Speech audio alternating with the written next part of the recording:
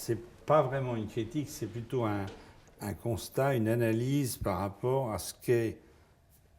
jusqu'à aujourd'hui la plupart des choses qui viennent se présenter dans un musée. Donc, à l'exception des artistes qui risquent de jouer avec ce lieu à leur manière et qui vont faire quelque chose qui sera spécifique, je fais le pari qu'il est impossible d'exposer des peintures, des photos, des objets, mais surtout des choses qui vont être sur le mur, de les exposer de façon intéressante à côté de ces cadrages spectaculaires sur la ville. Parce que bien sûr, le cadrage va immédiatement écrouler la peinture qui sera à côté. Il a vraiment divisé l'espace en deux. Un premier espace où on a ce dialogue au paysage et un second espace où est venue un petit peu plus tard l'idée de travailler sur les cabanes éclatées.